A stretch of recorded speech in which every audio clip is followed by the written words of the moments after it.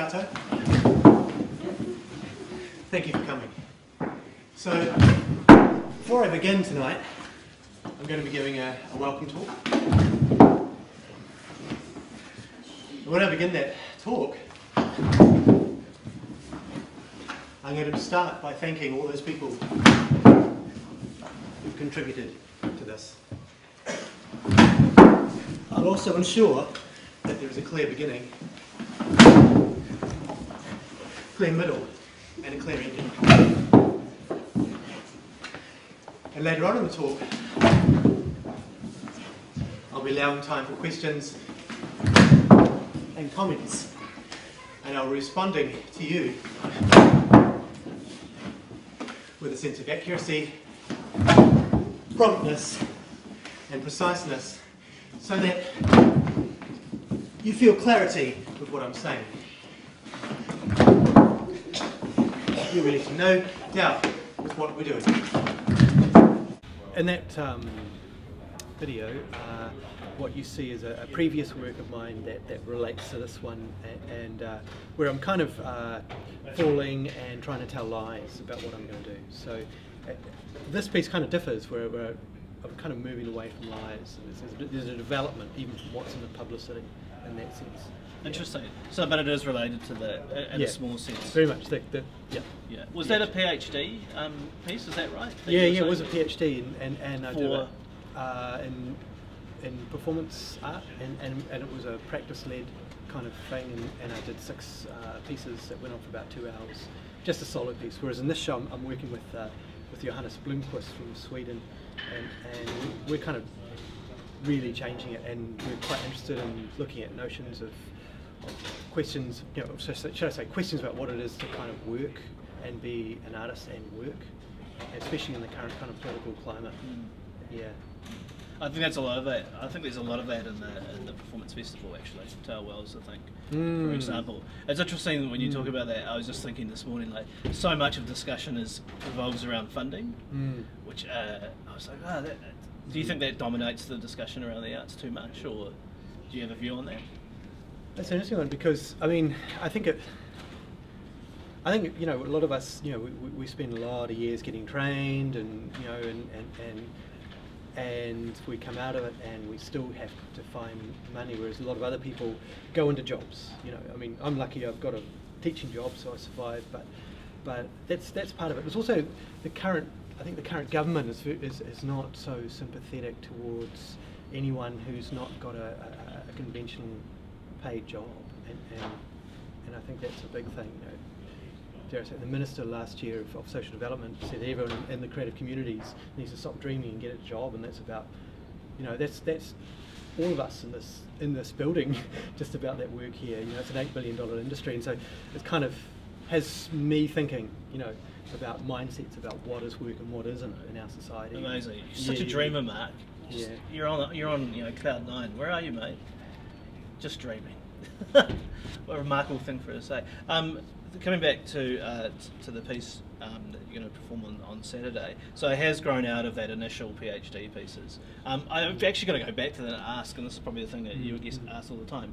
That seems like it was a hell of a lot of work, standing up, falling down. How did you learn to fall down without cracking your head open? It's good. Well, my background originally is in kind of contemporary dance, and so there's a lot of training and conditioning through that. So I'm really interested in some ways playing with the kind of the terrain of whether it is dance or whether it is theatre, whether it is art, performance art, or something else again. And so I'm trying to, for that falling, I'm wanting to incorporate, play with the kind of thresholds of what it might be. Visual art, people might say, well, that's performance art.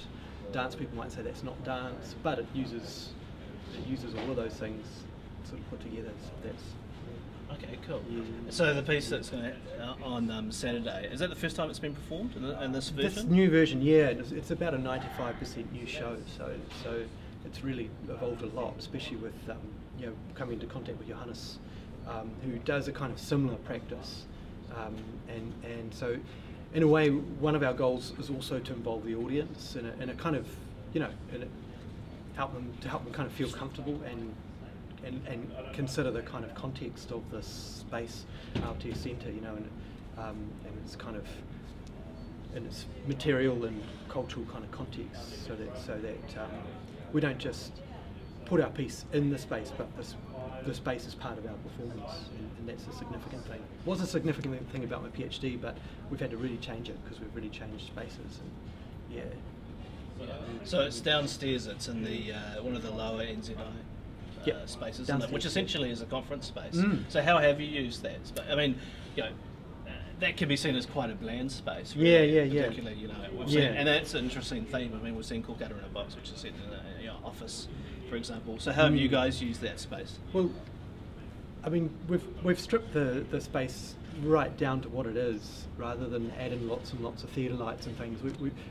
We've tried to engage with the kind of, you know, what is actually already in the room that to us is very, you know, emotive and in a way theatrical, and tried to at times engage with them in that way, so that the audience get to reflect on this building and the space.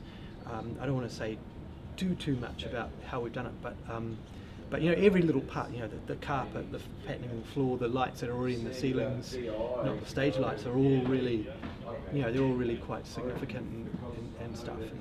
And I have a lot of personal, like a lot of other people probably, a lot of personal associations in this building, you know, since it's been opened and stuff. And so it's kind of, it's an interesting thing that often gets ignored. You know, we usually try to hide stuff in theatre, and even in visual arts, we try to hide the space that we're working in by putting on layer upon layer of materials and create, you know, that's okay, but our interest is going back to where it is we're situating our work.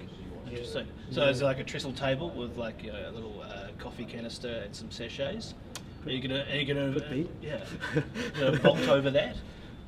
Maybe. Maybe. No, José, I'm not gonna do it at all.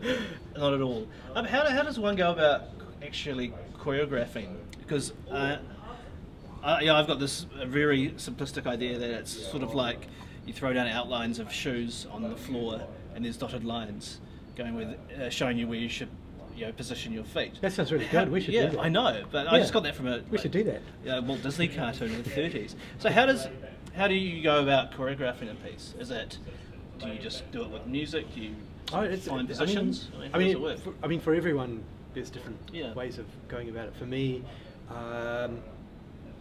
there's two things I do. One is just go into a studio, whatever space it is. It doesn't have to be a dance studio or anything. I usually use the old folks hall up the road these days, and I just kind of just do stuff over and over again. Often it's quite, I'm interested in work and labour, and well, I grew up around construction sites, so I guess, you know, menial tasks that you just do, and like laying bricks or digging footings, you know, has that kind of feel without doing those. But, you know, so that's where the falling came from, and you know, sometimes they're quite synonymous with dance, contemporary dance kind of practice, where, you know, there's a lot of so-called skill and virtuosity in it, but a lot of the time it's very mundane. So I'm quite interested in that ordinary stuff where anyone with any body shape or whatever could do it. But for me, the real interest is how I can sometimes push myself to get exhausted through it. So it's kind of an endurance art kind of thing, and some people would say it's an anti-dance kind of stance, you know, because usually people hide their workload when they're on stage as well. You know, they make things look easy for the audience, but they're not often. And I'm interested in just, you know, not trying to hide that workload. Right, because that's interesting. Because on the piece we just saw just beforehand, where you're falling and getting up, by the end of that you can hear that you're really puffed, and that's forefront, and you're really going, my God, this guy's like, you know, he's Hercules. He's going through quite a... I don't know about Hercules, I'm getting tired. Yeah. Do you think if you weren't doing dance, you'd be like into, I don't know, endurance running or triathlons? Yeah, absolutely. Well, I used to be an athlete before I started it all, and so it was quite a serious one, and that's partly where it came from. So, yeah, no, I used to do endurance running as a kid as well. Right. So, yeah, it's sort of hardwired. Yeah, and added that with the construction, with you know, doing bricklaying and digging footings all day for my dad. So, yeah. So hardwired. What do you mean? Oh well, I don't know. Is it the same? I'd be doing the same something. Desire. Yeah, I'd be doing something that would go on. Yeah. Probably. Yeah. All right, well, I hope it goes really well on Saturday. thank I'll you. be in the audience. Yeah, choice. Thanks, Mark. Yeah, thank you. Thanks. I'll be Cheers, back. mate.